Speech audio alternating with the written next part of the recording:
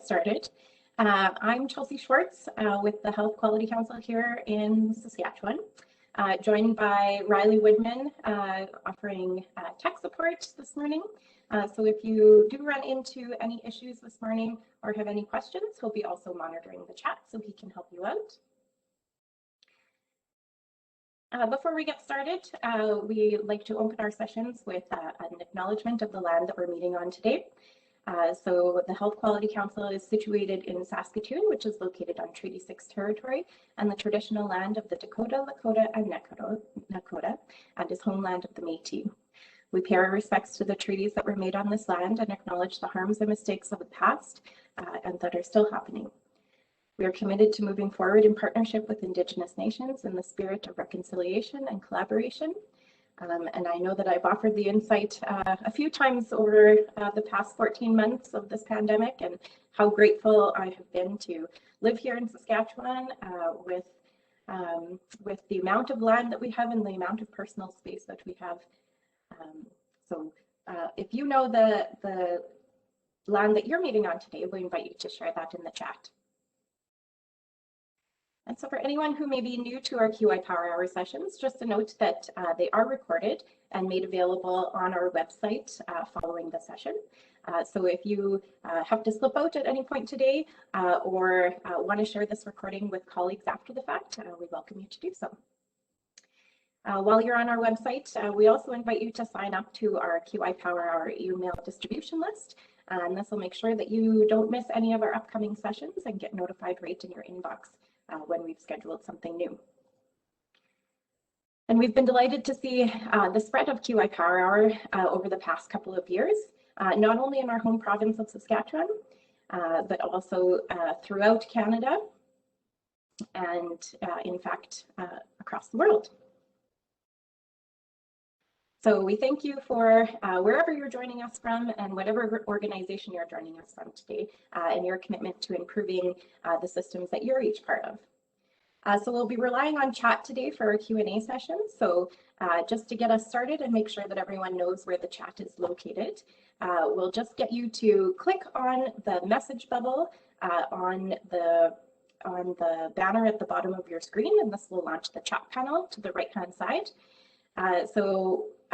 When you're asking a question, we invite you to send it to all participants so that we can all join in the discussion. We'll have some time with Dr. Volker after his presentation, Dr. Gerdts, to walk through our questions. If you are involved on Twitter, we invite you to share out your insights from today's presentation using the handles QI Power Hour, HQC Sask, and VIDO Intervac, and the hashtag QI Power Hour. And with that, on to our main attraction. We are just so delighted this morning to welcome Dr. Volker Gerdts, Director and CEO of VIDO, Vaccine Infectious Disease Organization. So Dr. Gerdts was originally trained as a veterinarian in Germany, but has been with VIDO for the past while, and we are so glad that he has come. In addition to solving the pandemic's issues, he also taught me something this morning about WebEx. So I mean, just for all sorts of reasons, we are just delighted to have you. And with that, I'll pass things over to you, Dr. Gerdts.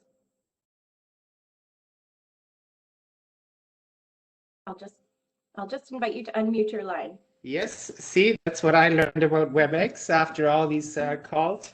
Thank you very much for the invitation to come and talk to you this morning. I really appreciate it, and thank you for the very kind introduction.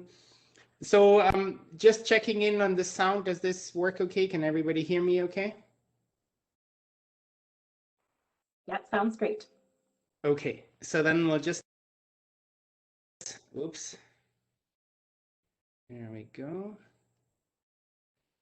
So I was asked to talk about the research that's happening right now at VIDO, the Vaccine and Infectious Disease Organization. And so what I wanted to do this morning is try to tell you a little bit about how we responded to COVID-19 and where we are with our vaccine right now and how we have helped other companies to test their vaccines, and also give a little bit of background on where are we going in the future. And you may have seen there's going to be a major funding announcement this afternoon you probably or maybe have heard, we are getting significant funding to expand our organization and become Canada's Centre for Pandemic Research, which is really, really exciting for us as it really plays to the strengths that VIDO can offer and can help the country to be better prepared for the next emerging disease. So VIDO is a research center here at the University of Saskatchewan. We are now a little bit over 45 years old. We have really expertise in the human and animal health. We started out as a veterinary infectious disease organization early on, as a spin-off from the vet college, in fact, but then quickly moved into this realm of, or the interface between human and animal health. And so currently we have about 150 staff members.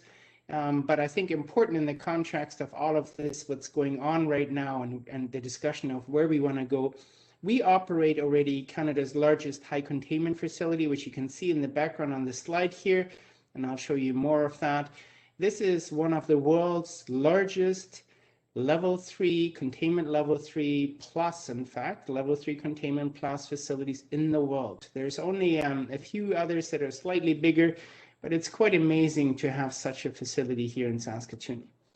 As you can see, we have a number of scientists, PhD level scientists, working on our various projects. We operate a total of more than $200 million in biocontainment infrastructure. Over the years, have developed a number of vaccines. All of them are animal vaccines, but we now also have a couple of human vaccines, including a COVID-19 vaccine in the pipeline. And that's what we're going to talk about today. In the context, though, of quality improvement and QA, really, we are one of the few ISO certified research organizations in North America, which really is important as we do a lot of contract research, and our clients really like to see that we have proper processes in place and so on. We do have an international board of directors. Without really going through every person, this board has both strategic as well as fiduciary oversight of our activities, and it is comprised of international recognized experts, both representing the animal and the human health industries. We have representatives from government, representatives from academia. So it's a very, very good and very engaged board, in fact, who take great pride in what we do at VIDO. So this is the INTERVAC facility. We call it INTERVAC, which stands for the International Vaccine Center, and this was completed in 2013. The vision for this building was to have a collaborative center that is open to researchers from all across Canada, but also all around the world. This is really, if you want, a research hotel. People come here, do their research for a period of time, move out, and the next person moves in. And so what we can see on the left side there, this gray wing, that's where the animals are being housed. It's one of the largest in the world, as I mentioned. And then on the right side, you can see the glass building. That's where the laboratories are, and also the offices that are needed there. I'm just going to close this door here just a second. And so what you can see, we can operate in this facility animals of all sizes. So in fact, we currently have a group of bison in this facility. You can see them here. We're looking at the relevance of TB, bison TB in these animals. This is a problem, especially in Western Canada and Saskatchewan and up in the north, where TB spreads from bison into our cattle populations and continues to cause trouble around national parks and so on. And so the idea is to look for possible vaccines for bison that can be used to control this disease. On the other hand, on the right side, you can see our smallest clients, and those are bats, as you can see there. So we do some research with bats. And in fact, just before the pandemic started, we were working on MERS coronavirus, one of its cousins, and looking at the role that bats play in the disease. Now, when the pandemic hit, then we were one of the first organizations in the world to respond to this. And essentially on the day when this sequence was published, I met with our coronavirus researcher, Dr. Daryl Falzerano, who was working on the MERS project that I just mentioned. We sat down, we talked about this. We, of course, had monitored for the last, or for the previous days, how the disease was progressing in China. And as the sequence became available, That same afternoon, we allocated resources to it and decided that we would make a vaccine for it. We were the first then in Canada to have an animal model established, and animal models, as you know, are critical when you want to evaluate how well the vaccine works or a therapeutic works. And now we are the first university organization that has a vaccine candidate in clinical development. I'll come back to that later, but we're currently in phase 1 trials and about to start our phase 2 trials. Now, we also spent the last 12 months, and this is, I think, important in the context of this talk, on working with companies, and not only Canadian companies, but also international companies. It's about half and half. So you can see there is now 80 contracts. In fact, it's almost 100 now. Groups that we have worked with that come to us and want to use our animal models. So for us, essentially, to evaluate their vaccine candidate or their drug candidates or their therapeutic candidates. So it's been a very, very busy time for us. Financially, we were supported last year through a number of funding announcements, as you can see here, by the Government of Canada, one for the vaccine, one for enhancing our research capacity and being able to operate and do that much contract research. Then $12 million for completion of our vaccine manufacturing facility, and I'll come back to that later on. And then I really want to say thank you to the province who stepped up very early and now today, again, for funding not only our research, not only the development of the vaccine, but also the establishment of the manufacturing facility. And as you may have heard here today, they are now also partner in establishing VIDO as Canada's Centre for Pandemic Research and funding another $15 million for the building or construction of a new facility and an upgrade to the highest level of containment. So here's the team that have really done all the work. I'm just the one who's giving the talks. They are doing the real work here. And you can see there's lots of people involved in this. We hired over the last 12 months 30 new staff members to just be able to cope with all the work that is going on.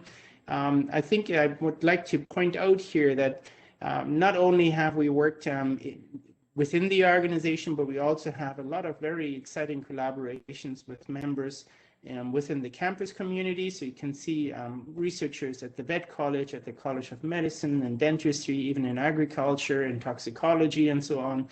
But we also were able to recruit or second researchers from other universities who have come to VIDO and now spent the last year working here at VIDO. You may have seen Alison Calvin, Dr. Alison Calvin in the news. She often gives interviews, or Dr. Jason Kinderachuk. Alison is a researcher from Dalhousie University, and she brought her research group with her. Her expertise is in viral respiratory diseases of mainly children and humans. And Jason Kinderachuk is a Canada Research Chair in emerging viruses and emerging diseases, and he comes from the University of Manitoba.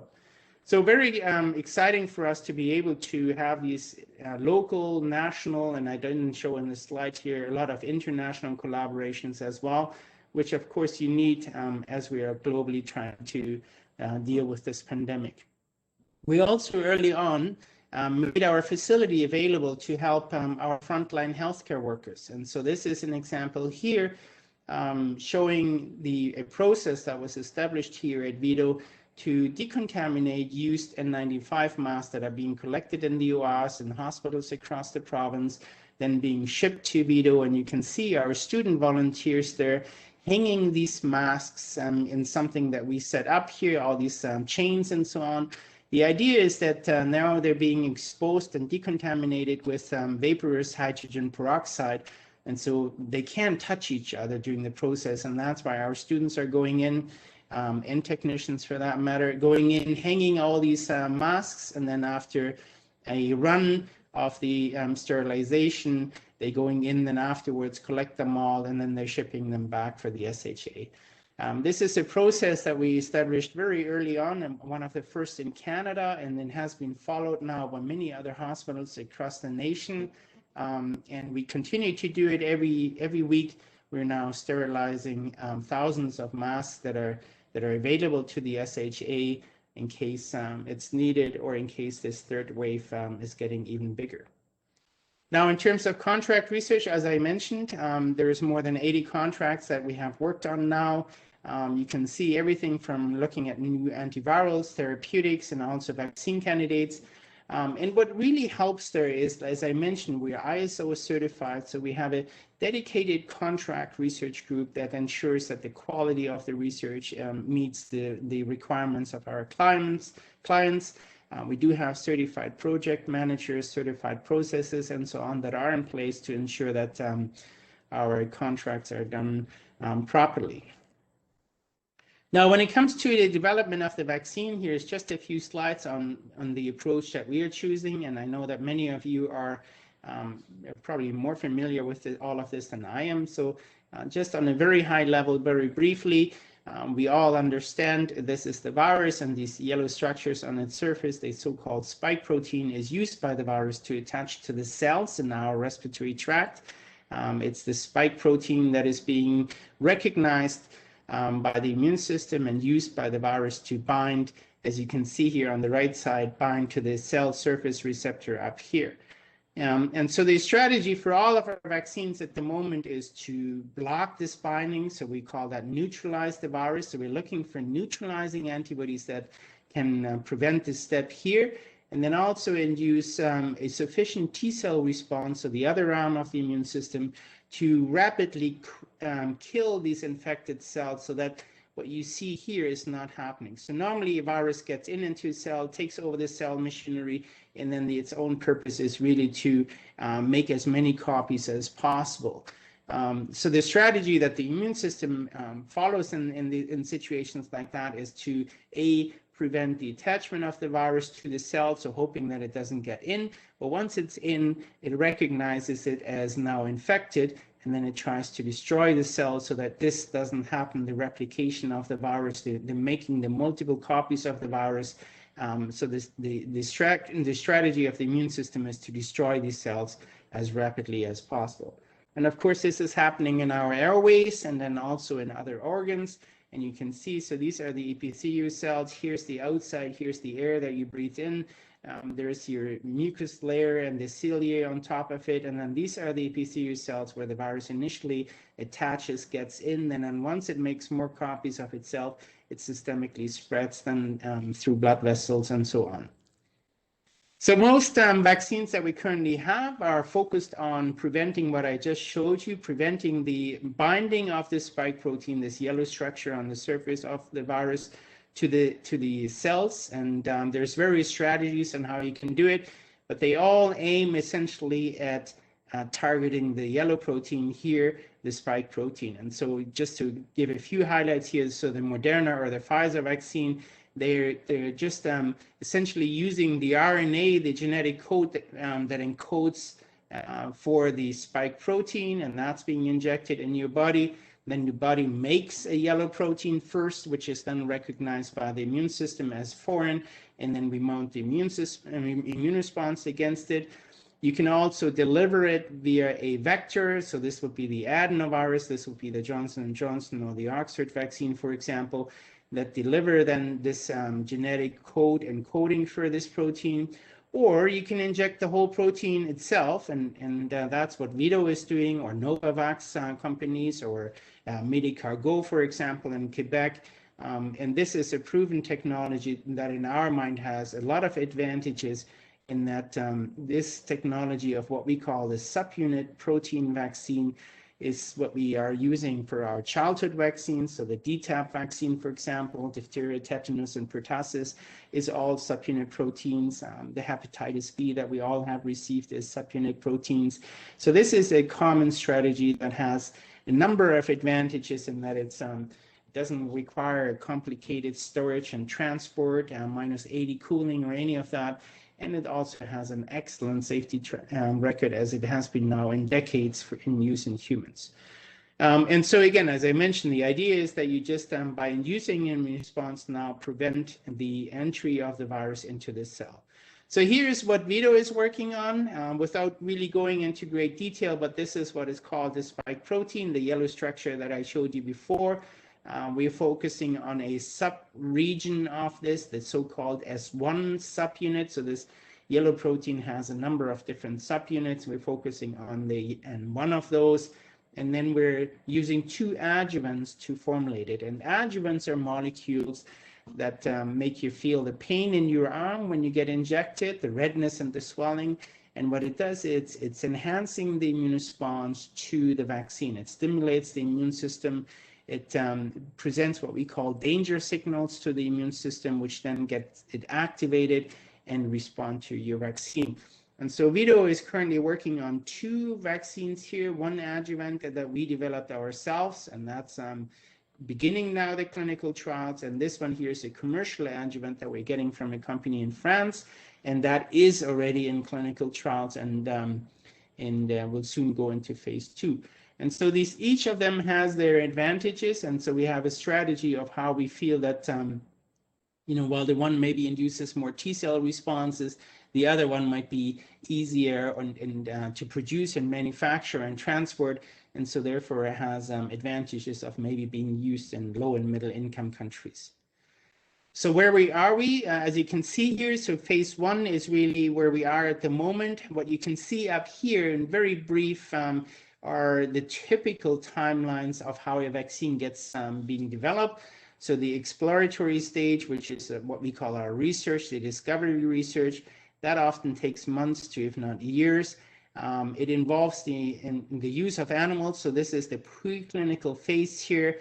And after you have sufficient data and also GMP material available, so clinical grade material available that can go into humans, you then ask for permission to start your clinical trials, and that is called a clinical trial application, a CTA. Health Canada then reviews it, and if appropriate, approves it, and which allows you then to start your phase 1 trials, which are focused on the safety of a vaccine. Phase 2 is then also looking at not only safety, but also how well does the vaccine induce an immune response. And then phase 3 is really going out into the field and seeing how well the vaccine performs. As you can imagine, that is now becoming more challenging as we're seeing, fortunately, the vaccine rollout, so all of us getting vaccinated, so it's becoming more and more challenging now to find naive individuals. And so, again, Health Canada is now working with all vaccine companies on updating the clinical design and seeing how that can be accommodated. After you completed all of this, it then gets reviewed by Health Canada, and then you may get your authorization to manufacture the vaccine. So this is the typical timeline, and you can see normally we think it takes about 10 to 15 years. Of course, right now we're seeing that this can be reduced to 1 to maybe 2 years. And globally, as you all know, we already have authorized vaccines or vaccines that are close to being authorized in Canada. And then within Canada, Medicago, the company out of Quebec, is probably the most advanced at the moment. And then there is VIDO, Providence, and Entos, who are also, and VBI is not mentioned here, VBI, who is also in clinical trials. So as I mentioned, we are now in human phase 1 and soon phase 2 trial. We in fact got approval for a combined phase 1, phase 2 trial. We're halfway about through with our phase 1 and looking right now and organizing the phase 2 and getting that started as possible. From a quality point of view, I think it's very important to highlight how quality is critical for all of this. So not only for the CMC side, so that has to do with the manufacturing of the product and ensuring that it's produced to the highest quality. So that is normally being done in what we call GMP facility, good manufacturing practice facilities that are essentially very, very clean inside and ensure that there's no contaminations in the vials or in any of the vaccine components. But it's also the quality control in terms of ensuring that there is no batch-to-batch variation, that every vial has the same amount of vaccine in it and the same quality of the vaccine in it, and also to ensure that our assays are all properly done and standardized so that we can truly compare batch-to-batch and ensure that the vaccine really is, has the same quality standard in each and every vial of it. That also includes, for example, the assessment of toxicology. So as part of the regulatory process going forward, every vaccine has to be tested in toxicological studies looking both at local tissue pathology, but also systemic adverse events and systemic pathology. And that happens before you can even go into phase 1 trial. So normally what you do is you complete your preclinical studies, and they include toxicology. You have your GMP material manufactured. All of that goes to Health Canada as part of your CTA, your clinical trial application. And if it's all meeting the standards, the requirements, you're ready to then proceed with phase 1 trials. And so this is the outline for our trials without really going through much detail there, but what we have is 3 dose levels, and that's a requirement by the regulators. And then also different age groups, so from 18 to 54, 55 to 69, and 70 and above, those 3 age groups that are now being immunized with our vaccine. Now, coming back to what I said earlier about our manufacturing facility, so we have received funding now to construct a manufacturing facility, and if you would drive by the facility today, you would actually see the construction on the north side here, access to the building on the north side. So the manufacturing facility will go into the top floor here and then take over about half of this floor. It's a pilot scale manufacturing facility that will allow us to both manufacture human and animal vaccines. Construction will be completed by the end of this year, and we're hoping to be commissioned to start manufacturing vaccines next year. Now, what you can see here is how these facilities normally nowadays look. So you can see it's a very, very clean environment, and then in there you have these stainless steel bioreactors, so large vessels, in which you essentially put a bag. And so this is what we call single-use manufacturing, a large plastic bag that can hold up to 1,000 liters in it, and that already has all the ingredients in there that you need to grow your cells that are making your vaccine. So this is essentially everything is already in the bag. So it's like cooking your rice, if you want, in a plastic bag, your 5-minute rice. So this goes in there, your vaccine, and then you provide the controlled environment through these bioreactors, which provide the proper level of CO2, temperature, pH, and stirring, and all those things. And after that run, you then purify the ingredients from it, and eventually, after a number of steps, you're able to finish them into the glass vials and then send them out to your customers. Now, this slide is really speaking to what can we learn from this pandemic? And this is, I think, my last topic that I wanted to bring up with you. Obviously, it doesn't need any explanation anymore that infectious diseases can have a significant economic impact, but also an impact on our lives and on the millions of people that have died. So obviously they're hugely important in we need to think about how we can be better prepared for it. After SARS-1, after Zika, after MERS, after the swine flu, SARS-2 now is just yet another example of an emerging disease that has affected us. But on the right hand, you can see that while everybody is, of course, focusing right now on COVID-19, we see the same problem in our animals all the time. Emerging diseases are representing a huge threat to our livestock industries. On the right side there, you can see this is a disease called African swine fever, which is a disease of pigs. It kills them. The mortality rate is over 90% for that. There is no vaccine or treatment available right now. The disease is found in Africa, has made its way into Asia, where it's now circulating, and is a huge problem to their industries. And to the people that are depending on those industries. And now what this newspaper article showed in September of last year made its way into Germany, Europe's largest pork producer, and creates huge challenges there. The impact, if this disease would make its way to Canada, and it's not a matter of if, it's a matter of when it will make its way to Canada. The impact on Canada is that immediately we would lose our ability to trade our pork with other countries, as they will close their borders out of the fear that they will introduce the virus into their countries. And Canada is an export nation. About 70% of our pork or pork products are going to other countries. So it's estimated that the impact of a single outbreak in North America could be in Canada could be in the billions of dollars. So what we really need as a country, and I've been saying this for a while now, is these rapid response centers that are specifically focused on emerging diseases and that can rapidly respond, but have also the advantage of in-house manufacturing vaccine candidates right on and like right early in the pandemic. And so I can tell you, because our manufacturing facility unfortunately was not established, we had to go outside of the organization to get all the individual components of the vaccines manufactured, and that set us back by at least 6 months compared to some of the other manufacturers. And if you look around the world, those vaccines that are currently at the forefront, so the Moderna vaccine, for example, it was developed at the NIH, a very large American research institute, and their Center for Vaccinology that has in-house manufacturing facility. The Oxford vaccine was developed at the Jenner Institute at the University of Oxford, similar to our organization, and they do have in-house GMP manufacturing facility. So it really is critical that you have these things vertically integrated in-house, available, so that you can start immediately when a new disease emerges. And that's what we're trying to do by establishing VIDO now as a national center for pandemic research, both focusing on human and animal diseases.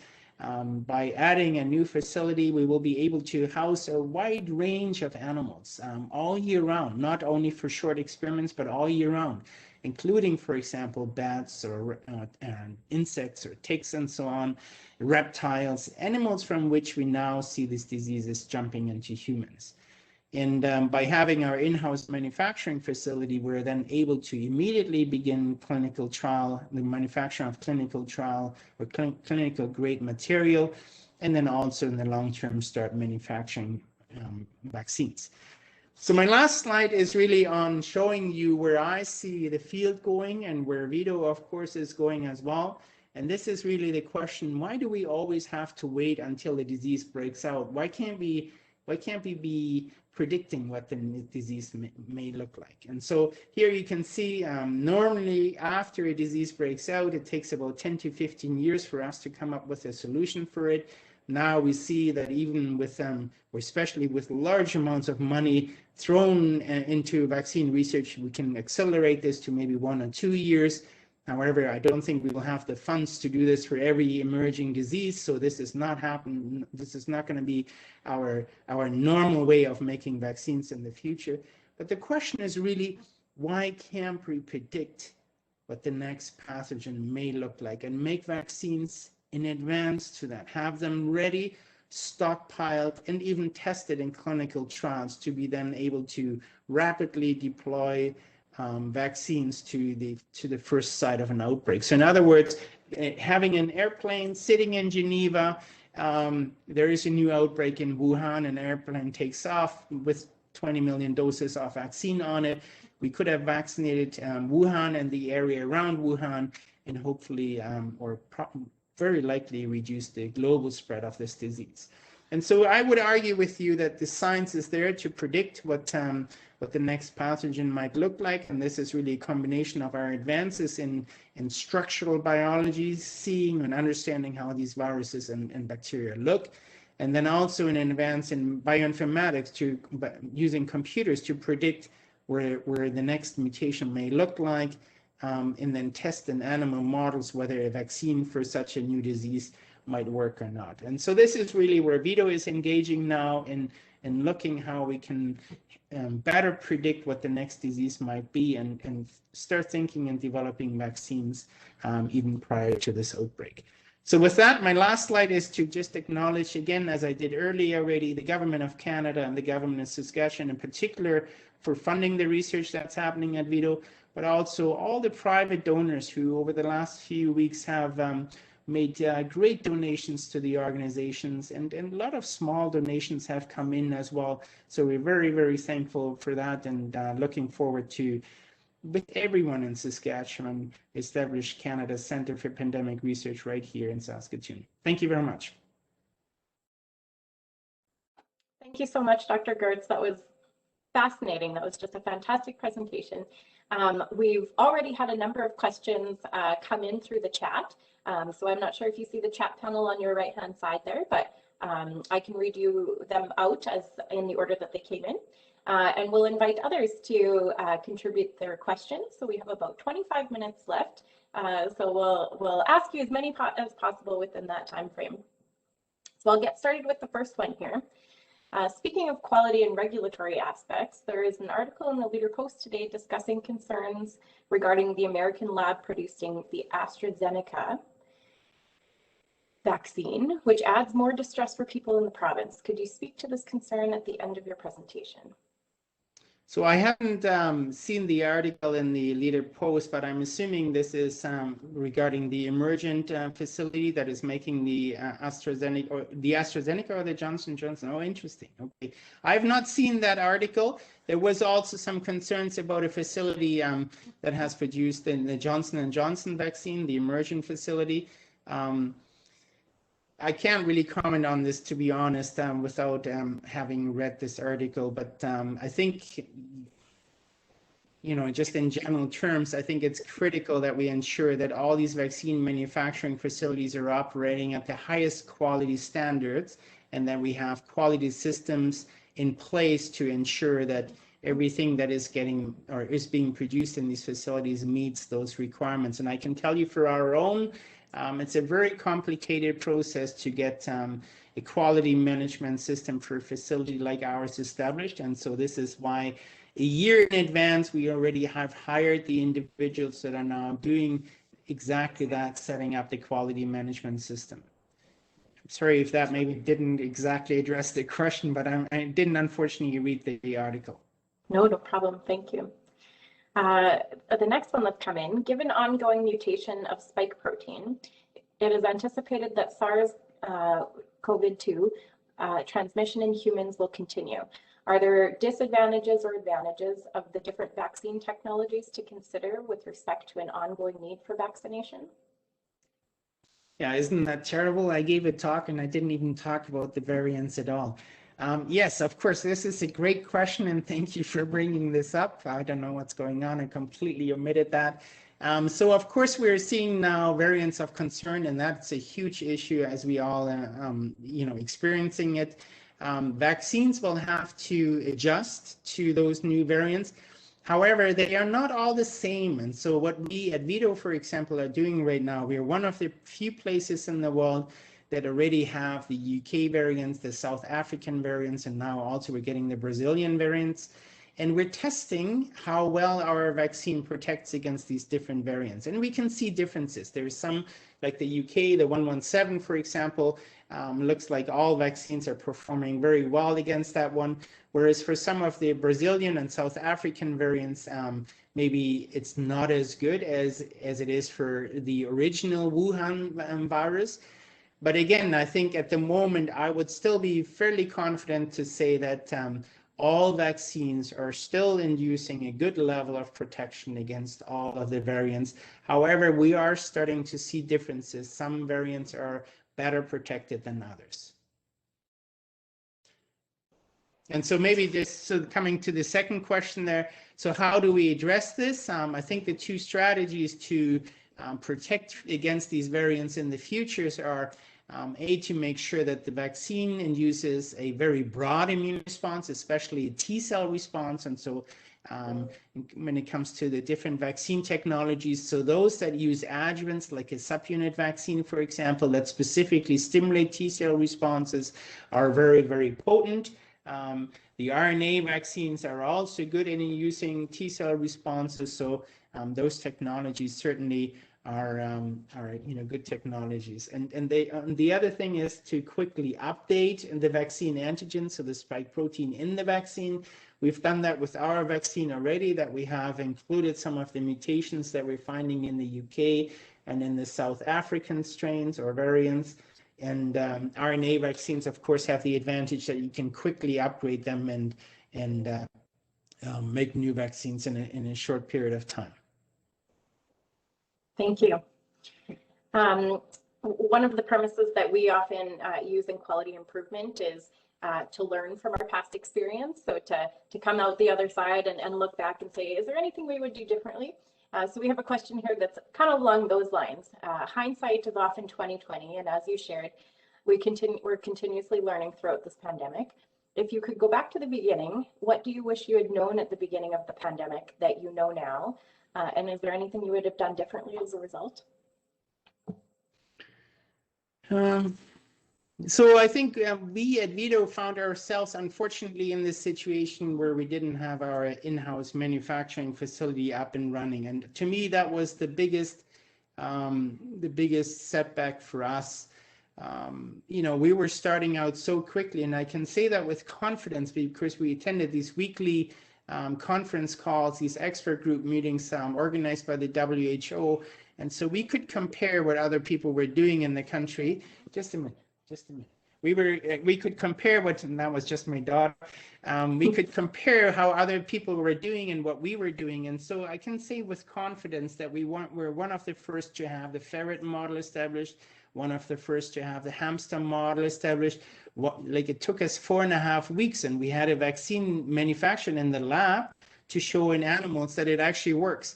What then set us back is that we did not have a manufacturing facility. So we had to sign contracts with manufacturers in Canada and outside of Canada.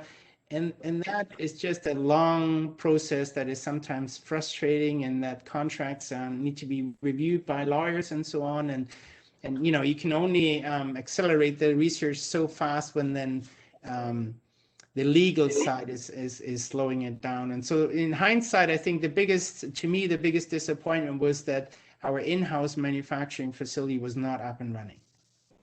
Well, that is so wonderful to hear that we've kind of gotten the legs under it for that to be resolved if we ever go through this again, hopefully not to this scale. The next question, do you think that the recent influx in funding and interest in vaccine research and production will continue post-pandemic? That's a great question. So, I mean, we had SARS-1. I think people woke up when travel to Canada was not recommended around the world. I think it showed people for the first time really what the impact of these infectious diseases can be. Now, of course, we're seeing the same thing, and much bigger. People really understand the impact of infectious diseases. Now, the question is, how long will this memory last? For all of us, what in 5 years, when we need new bridges and we need to renovate or upgrade our highways and all those things, priorities will again change. And I think what I would like to recommend to the decision makers is to see this really almost like a fire insurance. You cannot afford to wait until a fire breaks out and then throw money at it and say, okay, find all the firefighters and go and fight the fire. You have to have facilities that are operated at a certain level, that have all the firefighters trained and ready to go, so that when the next fire breaks out, you're ready to respond. And I think that's the lesson we learned, that we found ourselves, Canada, found ourselves in a situation that we didn't have the research capacity and maybe the manufacturing capacity available within Canada. And so we were not self-sufficient as a country, and largely depended on both the research that was done in other countries, which is, it's very disappointing to see that, but also on the manufacturing of vaccines in other countries. That's a great analogy to the firefighters. That's spot on. Our next question that's come through. Farmed animals such as mink and likely raccoon or dogs are known to facilitate transmission of variants to humans. Are you planning to use any of these animals in your studies? Yeah, so that's a good question. And the short answer is yes. We already have minks in our research, and minks coming in, ferrets, of course, as well. We worked even with some of the pet organizations that have pet ferrets and so on, providing critical information to them early on in showing that that ferrets can be infected with this virus and what one can do to protect themselves from it. And now on the research side, we're working with minks, for example. Excellent, thank you. A question from Dr. Henny Reese.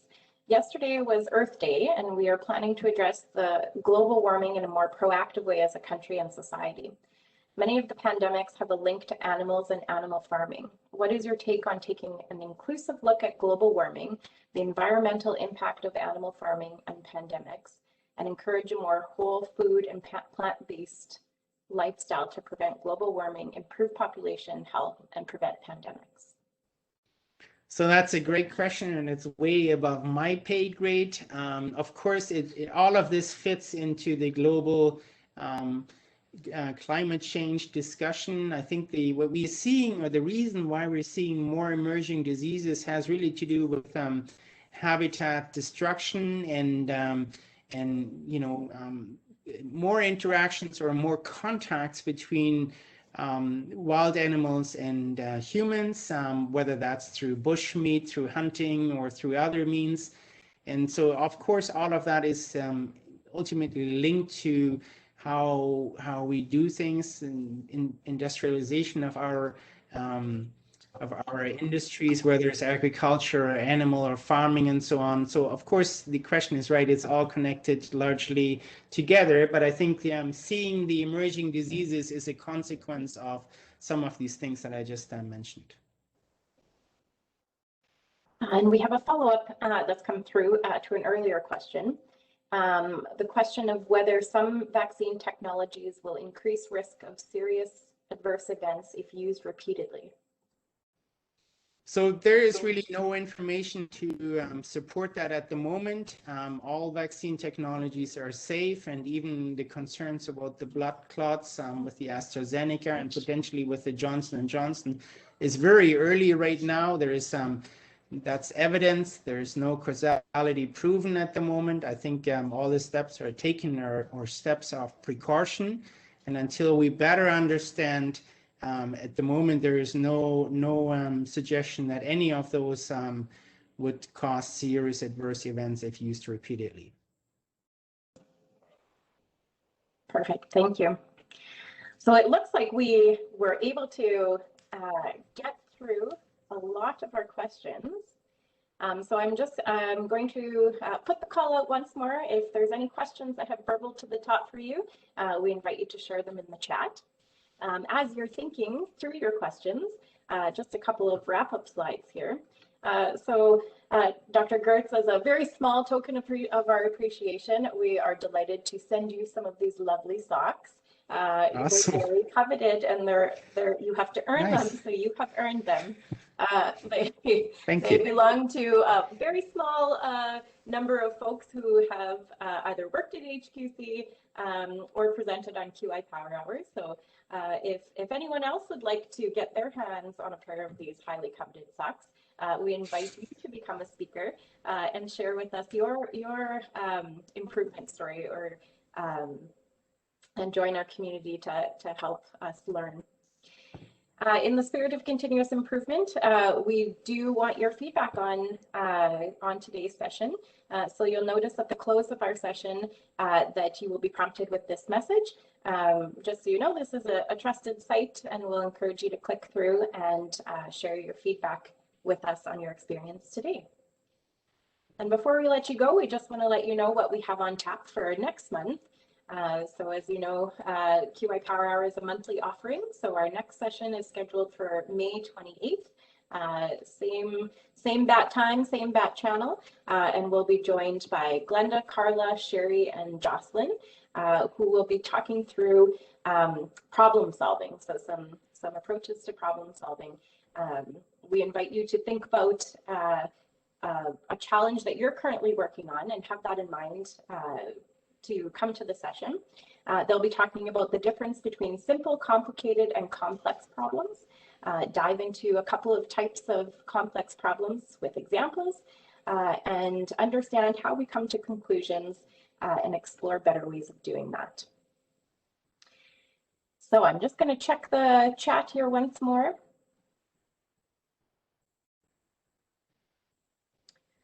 So we have one more question, if we might, Dr. Gerdts. Are we falling behind on other vaccine production because we focus on COVID? That's a good question. So again, we're not a vaccine manufacturer, right? So we currently don't produce any other vaccines. What we're falling behind, and that's maybe what was mentioned or what the question was about.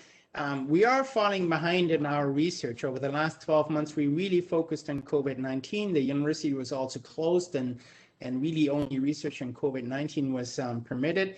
And so I wouldn't say we're falling behind, but really many of the other activities have stopped for quite a while, and we're slowly to ramp them up again. And so, yes, for many of our grants and so on, we realized that we probably had a year or a year and a half with essentially no activity on it. When it comes to vaccine production by commercial manufacturers like Sanofi or GSK or Pfizer and so on, they continue to produce their those vaccines like pertussis or whatever there is, because their facilities are built to specifically manufacture one vaccine only. So Sanofi, for example, in Toronto, has a large facility that is manufacturing the DTaP vaccine, and those have continued throughout the pandemic. So I don't think we'll see a shortage of other vaccines as a result of COVID-19. What we might experience, though, is there is now a shortage in a lot of supplies, glass vials and stuff like that. And so that could affect maybe the certain aspects in those production lines. I'm not the right person to answer that question properly. I think somebody from the industry will have to answer that.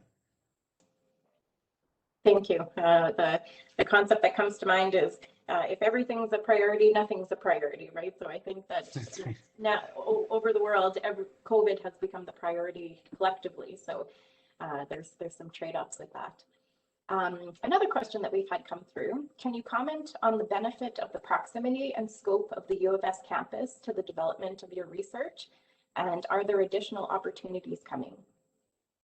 Oh yeah, like it's great to be at the U of S. I mean, I came from Germany 20 years ago for that reason. I think here at the U of S, we are seeing one of Canada's largest One Health agglomerates. So we have colleges in veterinary medicine and in agriculture and human medicine and dentistry and in nursing and science. You know, so it's a very unique environment, which I truly believe Saskatoon is really the only One Health campus in Canada.